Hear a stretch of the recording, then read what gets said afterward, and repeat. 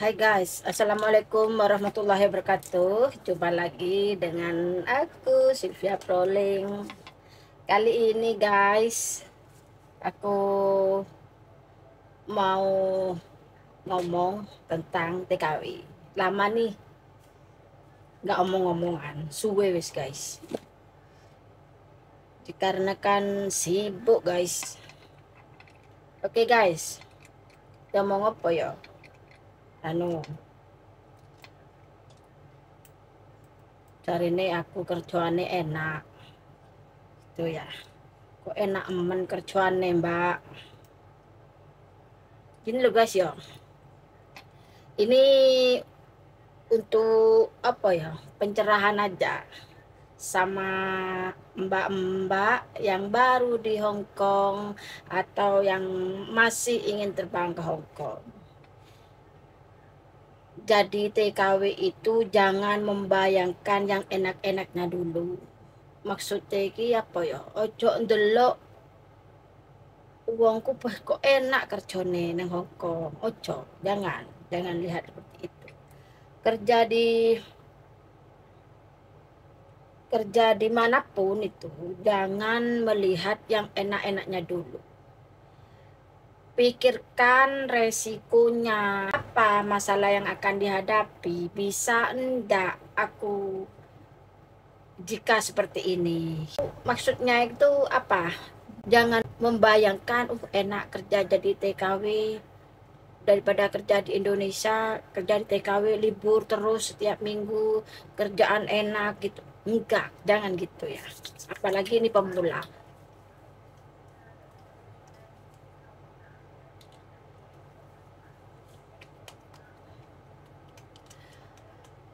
Yang harus dipikirkan itu harus menanamkan mindset bagi pemula atau yang baru-baru. Aku harus bisa kerja di luar negeri menjadi TKW, apapun resikonya akan aku hadapi, akan aku terima. Yang penting tidak berlebihan. Pasti aku bisa. Maksudnya bangunlah mindset kita itu seperti itu. Dan ingat sama tujuan. Apa tujuannya itu? Ingin ke luar negeri itu apa? Ya tetap sama jalurnya. Ingin memperbaiki ekonomi agar di Indonesia tidak kebingungan gitu ya. Oke, kerja dimanapun, kebanyakan nih tidak langsung mendapatkan majikan yang enak. Enggak. Ya ada mungkin, tapi enggak banyak lah, 1001. Kalau dari Indonesia berangkat ke Hong Kong atau kemana langsung kerja dapat enak, ya itu mungkin rezekinya. Tapi jangan membayangkan yang seperti itu. Bayangkan gimana ya kalau misalkan eh, majikannya tidak baik di luar negeri. Apa yang harus aku lakukan? Aku harus tetap betah, aku harus tetap kerja sampai benar-benar finish gitu guys ya. Harus punya pemikiran yang panjang, yang luas gitu. Wah, jangan berpikir aku kalau kerja di Hong Kong itu loh enak majikannya. Jangan pikir yang tidak enaknya saja. Jadi kita tuh sudah siap resiko yang akan datang pada kita. Misalnya nih apa? Resikonya TKW itu banyak bermacam-macam. Eh, Kayak majikan rewel, pokoknya eh, majikan galak, intinya seperti itu. Kerjaan keras, itu kita harus persiapkan. Ya, kalau mendapatkan majikan yang enak ya enak, dapat yang enak ya memang itu jalannya. Tapi kalau mendapatkan yang tidak enak, kita sudah punya ilmu gitu, kita sudah punya mindset bahwa kita harus tetap bertahan, yang penting tidak keterlaluan, yang penting sesuai peraturan gitu guys ya. Jadi jangan mempunyai mindset kerja di Hong Kong itu pasti mendapatkan majikan enak. Enggak, jangan. Kita harus waspada, kita harus belajar agar kita itu di Hong Kong siap mental, siap tenaga, siap fisik, dan siap segalanya apa yang akan terjadi. Dipikir TKW itu, yang ini yang ngomongin majikan yang enak, dipikir TKW di Hong Kong itu mendapatkan majikan yang enak, langsung enak begitu? Tidak, enggak guys. TKW itu kebanyakan mendapatkan majikan itu pertamanya tidak enak. Setelah itu bertahan, kalau punya mindset yang bagus, pikirannya itu berpikiran positif terus, kan bertahan di majikan, nanti kalau sudah finish mau cari lagi kan enak gitu ya. Ntar guys, aku sambil pakai bedak guys, karena habis mandi.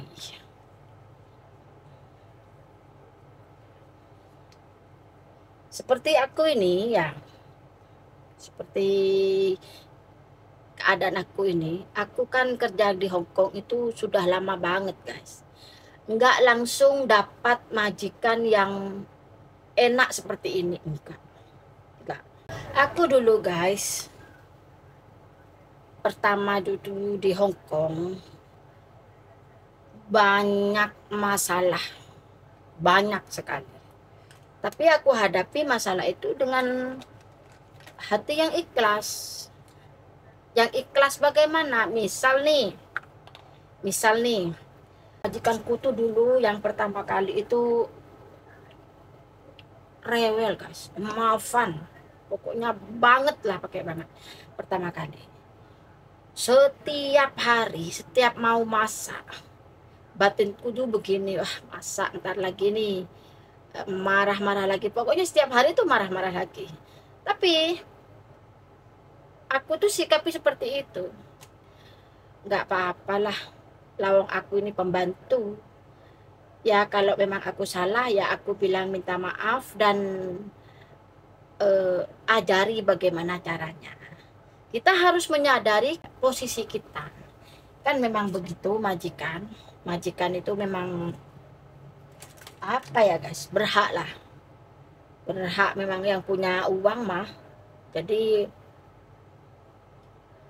marah itu memang sudah kerjaannya, cerewet itu memang sudah kerjaannya itu majikan, tapi kan yang penting tidak mukul. Lalu guys, setiap hari aku itu guys ya, kalau masak itu di apa, dibilangin goblok, nggak tahu apa-apa. Lalu memang tidak bisa apa-apa dari Indonesia. Aku bahasa Hong Kong kantonisnya itu sedikit-sedikit, dan masak itu pun tidak bisa, bisanya hanya setim ikan aja gitu, karena ya memang tidak pengalaman kerja menjadi pembantu, tidak ada. Jadi kaget, nggak kaget sih, kagetnya itu oh seperti ini ya majikan Hong Kong, oh seperti ini ya kerjaan Hong Kong gitu. Tapi aku itu menanamkan mindset dari awal, dari PT itu ngomong pada diriku sendiri, apapun yang terjadi di Hong Kong nanti aku harus kuat demi keluarga, demi anak-anak. Aku begitu guys. Jadi aku nyampe di Hong Kong beneran guys, jahat, maafan, pokoknya selama potongan gaji tuh bilang gini, aku bodoh, gak bisa gini lah. Tapi aku diam, maksudnya diam tuh merendah bukan berarti aku tuh rendah ya, bukan. Cuman aku tidak ingin ada masalah. Aku menghindari untuk terjadi masalah yang besar, dan yang aku takutkan tuh dipulangkan. Yang aku takutkan itu aku jangan sampai pulang, aku harus finish gitu. Jadi pikiranku tuh begini, apapun yang terjadi, apapun makian majikan, tidak masalah. Yang penting aku digaji, aku numpang tidur, ya kerja dengan benar. Kalau tidak bisa atau dengan kerjaan yang salah, aku minta maaf dan ngomong sama majikan, mohon maaf, walaupun maafku itu tidak diterima dengan majikan, ya pokoknya minta maaf dengan tulus, ya memang benar-benar salah gitu guys. Jadi itu selama 2 tahun itu yang aku alami. Tapi yang dibodoh-bodohin, yang pokoknya yang dimarahin tuh selama 8 bulan. Pokoknya potongan gaji sudah selesai, agak reda, marahnya itu agak reda. Tapi tetap apa ya, majikan misalkan ini meja, TV atau apa, gini-gini kan dicolek-colek begini guys, wah masih kotor, wah ujo, wah gitulah. Padahal sudah dibersihkan, tapi kan namanya standarnya kebersihan orang Indonesia sama orang Hongkong kan berbeda. Standar kebersihanku waktu itu ya segitu, tapi kan aku bilang, mohon maaf Nona, tolong ajarin saya. Jadi kan meredamkan situasi gitu guys. Jangan diprotes seperti itu langsung marah. Enggak ono, ya memang begitu. Ikut majikan itu enggak ono keratun nih. Lawong ikut orang tua aja yo podo gitu ya. Apalagi ikut orang, ini dapat kerjaan, dapat uang, dapat singgah. Jadi kita harus mengimbangkan dan menyadari dan harus tahu diri. Siapa? Aku ini siapa? Di sini hanya numpang makan, numpang tidur, numpang dari kerjaan yang utama kan gitu. Jadi aman sama majikan tuh, walaupun dimarahin begitu ya memang ya sakit, tapi jangan dimasukkan ke hati. Kita harus perbaiki diri. Apa sih yang salah barusan sehingga aku dimarahin seperti itu? Harus korek kita tuh, harus besok jangan diulangi begitu lagi. Besok pasti ada yang salah, nggak apa-apa. Belajar lagi gitu, minta saran lagi sama majikan gitu guys. Jadi kalau majikan tuh marah, iya Tatai, iya Nyonya, mohon maaf, ajarin saya kalau aku kurang bersih gitu guys. Jangan tambah tambah metutut. Majikan nggak suka guys. Kalau balok pembantunya itu majangin mencucu, nggak suka. Malah nanti dilaporan ke agent, nanti bisa-bisa dia interminate gitu. Untuk menjaga agar kita tidak diinterminate atau tahan lama di majikan tuh, kalau dibilangin ya jangan coy, satu, yang kedua jangan metutut, jangan cemberut, jangan. Karena apa? Itu sudah katanya menyinggung perasaan majikan. Kalau majikan masih memaklumi si nggak ada apa-apa, tapi kalau majikan yang super begitu langsung di telepon ojenya, langsung ini aku akan kembalikan anakmu gitu guys. Jadi untuk bertahan di majikan ya hanya itu, jangan coy, jangan metutut, jangan cemberut, pokoknya agar awet. Resepnya agar awet di majikan itu ya selalu koreksi diri, selalu sadar diri gitu guys ya. Jadi lama-lama majikan itu fair sama kita, seperti teman gitu ya. Kalau kita itu pandai-pandai minta maaf gitu, sejahat apapun, semafan apapun majikan itu, lebih baik kita ngerendahin omongan kita, dijaga perasaan majikan yang sudah membayar kita, dia memberi numpang pada kita. Dan ini lagi masalah Kan banyak sih majikan atau cece-cece yang bilang kalau majikannya itu kalau ngasih makan itu tidak layak atau apa, kurang lah apa gitu ya. Ini menurutku majikan itu banyak yang begitu, yang pelit begitu banyak. Jadi jangan kaget.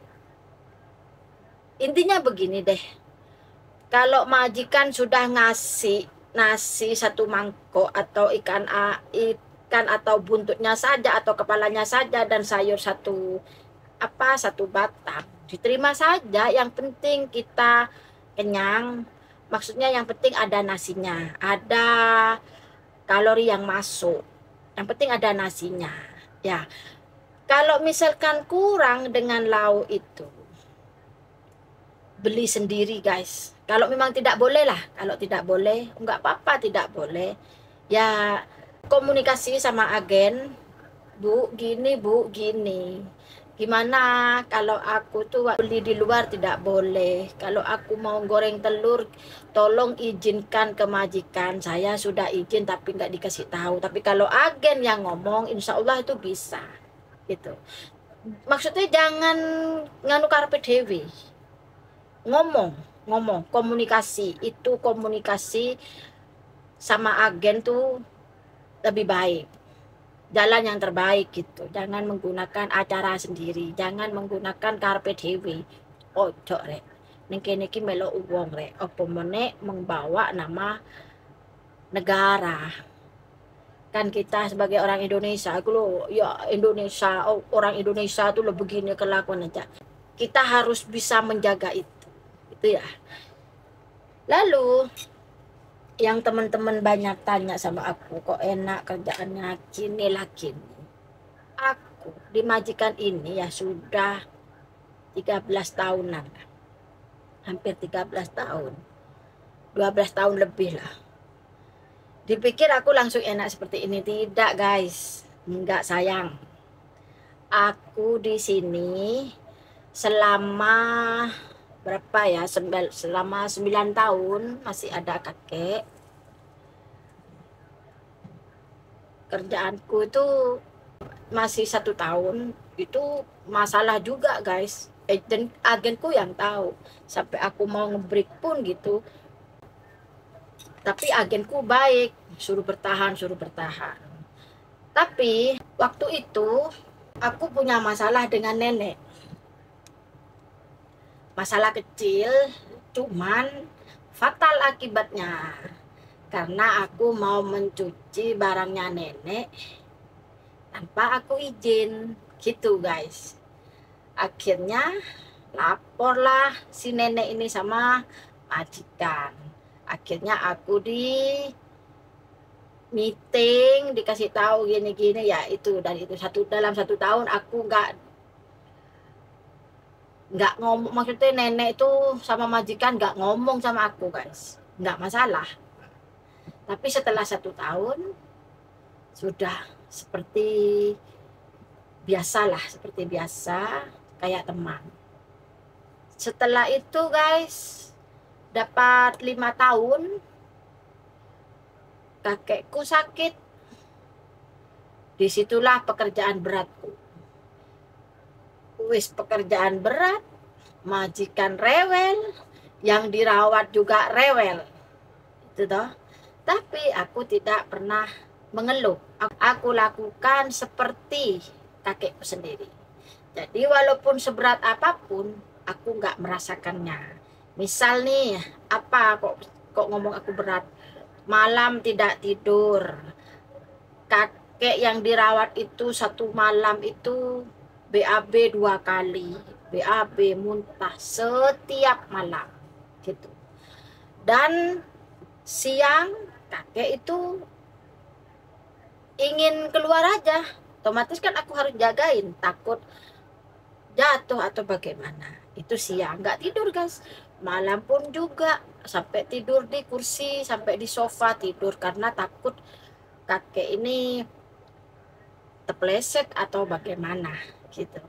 tiap malam aku itu selama 2 tahun setengah ganti spray itu 2 kali. Kalau sudah habis kan bau nih, pup tuh sudah bau kan, ternyata pempesnya ditaruh di kepala guys gitu. Mau bantuin dipukul sama kakek, namanya udah orang tua seperti bayi. Itulah guys, pekerjaan beratnya seperti itu kayak.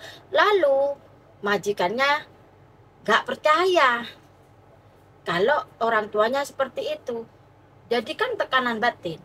Tapi aku tidak tekanan batin, aku nggak ngurus. Aku bilang aku ngurus, yang penting aku ngerawat kakek, kau tim sudah beres bersih ya sudah gitu. Aku nanti kalau ada sesuatu aku lapor, gitu aja guys. Ikut orang itu yang penting lakukan dengan hati. Dan jika sesuatu terjadi, apalah ke apa, jatuh atau bagaimana, atau kejeduk atau bagaimana, itu langsung lapor ke majikan, karena itu akan fatal akibatnya.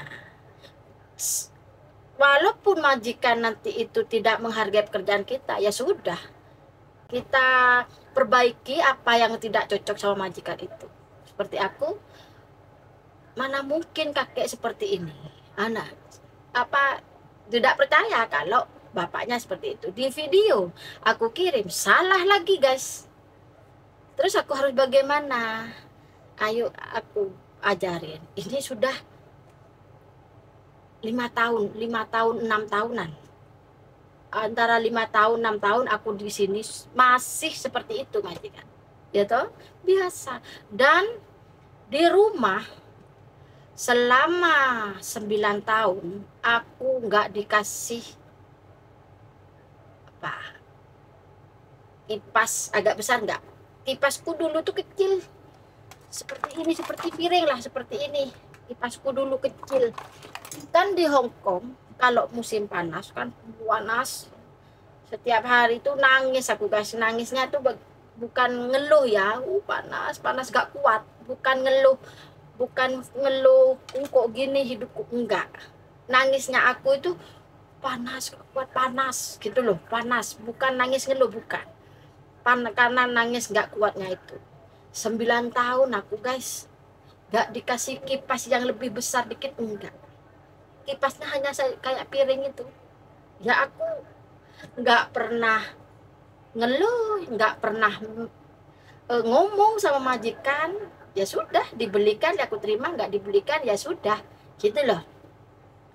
Lalu setelah itu kakek dimasukkan ke panti jompo karena sudah nggak bisa berjalan, aku sendirian tidak bisa.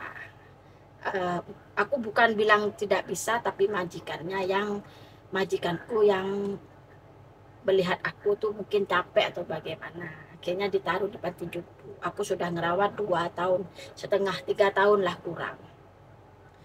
Taruh ke panti jompo, akhirnya aku ya begini, hasil dari kesabaranku inilah buahnya.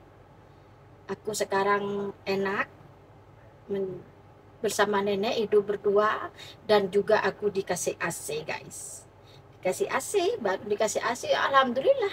Aku sekarang punya AC di kamarku sendiri, jadi sudah tidak kepanasan. Lah, apa inti di sini? Intinya dari omonganku ini, orang ikhlas melakukan sesuatu itu, orang sabar kalau melakukan sesuatu itu, pasti akan mendapatkan hadiah yang terindah di suatu hari nanti. Kita yakin aja. Ya aku bukan mau ceramah, bukan. Karena kan mendengarkan teman-teman cece-cece yang sambat, apa yang majikannya gini, majikannya pelit, apalah gitu. Biar tetap semangat, nggak usah sambat, lakonono, salah jaluk sepuro, kerja sing ikhlas, ben apa? Biar apa? Biar hati tuh enjoy, biar hati tuh happy, tidak tertekan. Kalau kebanyakan ngeluh, tertekan guys. Akhirnya apa? Dorong das. Ya tuh? Lah, jangan sambat tuh aku ake utangan gina. Hei, podo ae. Podo ae, guys. Semua orang itu masalahnya itu masing-masing sesuai takaran, dan yang bisa menyelesaikan diri sendiri, menyelesaikan masalah itu ya diri sendiri, bukan dari orang lain. Gitu, guys ya. Dan kalau ingin minta saran sama orang lain, ya boleh minta saran sama teman, sama siapapun, minta saran dan curhat, itu tidak apa-apa. Tapi kan tidak harus saran itu diambil semua. Kita harus bisa pandai-pandai menyaring mana yang baik untukku, yang tidak mana. Aku harus bisa memilihnya, karena hidup itu pilihan, guys. Oke. Itulah pemberitahuan aku, motivasi dari aku sebagai TKW. Jangan mengeluh, dan untuk pemula tanamkan mindset bahwa aku bisa kerja menjadi TKW, aku bisa. Apapun yang terjadi akan aku jalani. Kalau sampai benar-benar sukses gitu, guys ya. Harus punya mindset seperti itu. Jadi nggak kemenyek, nggak cengeng gitu ya. Semangat ya untuk mbak-mbak, cece-cece semuanya yang majikannya pelit, nggak usah dihiraukan, biar wis beli sendiri makanan ya, yang penting ada nasi.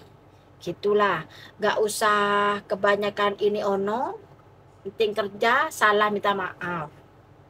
Masalah kurang atau tidak makan, beli sendiri ya. Oke guys, semoga cerita aku ini menjadi motivasi bagi cece-cece yang baru dan masih pemula, dan yang masih di PT. Semangat itu kuncinya, harus tanamkan di sini. Relo, sabar, nerimo, yakin, taat, percaya. Terakhir, budi luhur ya. Oke guys, terima kasih yang sudah nonton. Semoga video ini bermanfaat, dan sampai jumpa di video berikutnya. Assalamualaikum warahmatullahi wabarakatuh. Bye bye.